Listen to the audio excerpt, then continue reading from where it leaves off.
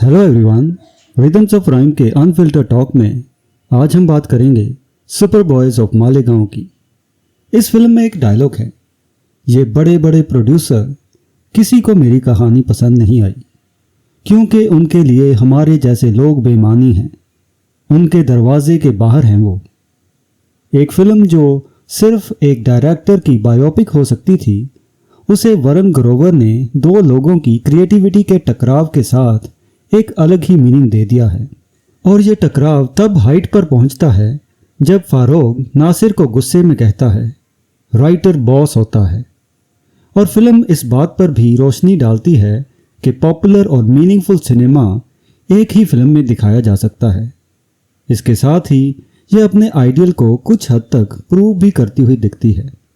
रीमा कागती की super boys of Malegaon एक अनोखी फिल्म है जो रियलिज्म और फिक्शन का मिश्रण पेश करती है। यह मालेगांव के टेक्सटाइल टाउन में रहने वाले कुछ एस्पायरिंग फिल्म मेकर्स की सच्ची कहानी पर आधारित है। फायजा अहमद खान की डॉक्यूमेंट्री सुपरमैन ऑफ मालेगांव, जो कि 2008 में रिलीज हुई थी, उसको विस्तार देते हुए कागती और स्क्रीन राइटर वरुण ग्रोवर इस कहानी में एस्पिरेशन, क्रिएटिविटी और क्लास स्ट्रगल जैसे विषयों को गहराई से तलाशते हैं। हालांकि फिल्म एक बहुत ही बारीक रेखा पर चलती है। एक ओर यह ओरिजिनल स्टोरी को ट्रिब्यूट देती है तो दूसरी ओर यह अपनी ही ओरिजिनलिटी से जूझती हुई भी दिखती है। सबसे महत्वपूर्ण बात यह है कि फिल्म मालेगांव में महिलाओं की वास्तविक स्थिति को किस हद तक दर्शा पाती है, क्योंकि इस सब्जेक्ट की डॉक्यूमेंट्री में हमने उनकी कठिनाइयों को करीब से देखा है। लेकिन इस सब के बावजूद सुपर बॉयज़ ऑफ मालेगांव अपनी रॉ और पैशन ड्रिवन फिल्म मेकिंग की एसेंस को पूरी तरह पकड़ने में सफल होती है, जिससे ये ना केवल एक एंटरटेनिंग बल्कि थॉट प्रोवोकिंग सिनेमैटिक एक्सपीरियंस बन जाती है। फिल्म के नैरेटिव की बात करें तो सुपर बॉयज़ ऑफ मालेगांव एक भावनात्मक और प्रभावशाली नैरेटिव पेश करती है जो अंडरडॉग स्पिरिट को खूबसूरती से उभारती है।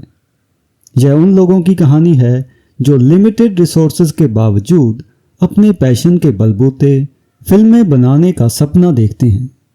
नासिर शेख यानी आदर्श गौरव एक प्रेरणादायक मुख्य किरदार के रूप में उभरते हैं और उनके रैग ट्रैक ग्रुप के बीच कॉमरेडरी फिल्म को मजबूत और इमोशनल कोर देती है।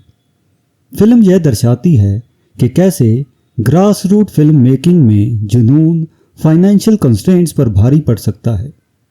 यह कहानी सिर्फ एक दर्शक से फिल्म मेकर बनने तक की यात्रा नहीं है, बल्कि यह विट और सिंसेरिटी के साथ सिनेमा के प्रति गहरे प्रेम को भी उजागर करती है। फिल्म का स्क्रीन प्ले उन कठिनाइयों और खुशियों को सामने लाता है जो लिमिटेड रिसोर्सेज के साथ मूवीज बनाने में पेश आती हैं। जिस तरह नासिर और उनके दोस्त अनोखे हैक्स के जरिए स्पेशल इफेक्ट्स बनाते हैं और मेक शिफ्ट इक्विपमेंट के साथ शूटिंग करते हैं, वे सीन्स खास तौर पर प्रभावी हैं। यह ना सिर्फ उनके संघर्ष को दर्शाता है बल्कि क्रिएटिविटी की सीमाहीनता को भी सामने लाता है। ह्यूमर इस कहानी का प्रमुख पहलू है जो फिल्म की चार्म को और भी बढ़ाता है। यह सिर्फ फिल्म मेकिंग के ड्रामा के बारे में नहीं है, बल्कि एक सेल्फ रेफरेंशियल नैरेटिव भी है, जिसमें शोले का स्पूफ बनाने की प्रक्रिया खुद उन लोगों के संघर्ष को दर्शाती है जो लेजिटिमेसी के लिए जूझ रहे हैं। यह self aware story telling film को एक साधारण बायोपिक से ऊपर उठकर फिल्म मेकिंग पर एक मेटा कमेंट्री बना देती है। फिल्म अपनी पेसिंग के साथ लगातार दर्शकों को जोड़कर रखती है और स्ट्रगल और ट्रायम्फ के बीच संतुलन बनाते हुए एक एंगेजिंग सिनेमैटिक एक्सपीरियंस प्रदान करती है। और आइए अब बात करते हैं फिल्म के कैरेक्टर्स की। आदर्श गौरव ने नासिर के किरदार में एम्बिशन और मॉरल एम्बिग्विटी को बेहतरीन ढंग से उकेरा है। उनकी परफॉर्मेंस इस तरह की है कि दर्शक एक साथ उनके पैशन की सराहना करते हैं, लेकिन साथ ही उनकी मैनिपुलेटिव टेंडेंसीज को भी नज़रअंदाज नहीं कर सकते। दूसरी ओर विनीत कुमार सिंह ने फारोक के किरदार में एक हताश राइटर की गहराई को प्रस्तुत किया है, जो अपनी पहचान और आर्टिस्टिक इंटेग्रिटी के लिए संघर्ष कर रहा है। उनका किरदार फिल्म को एक गंभीर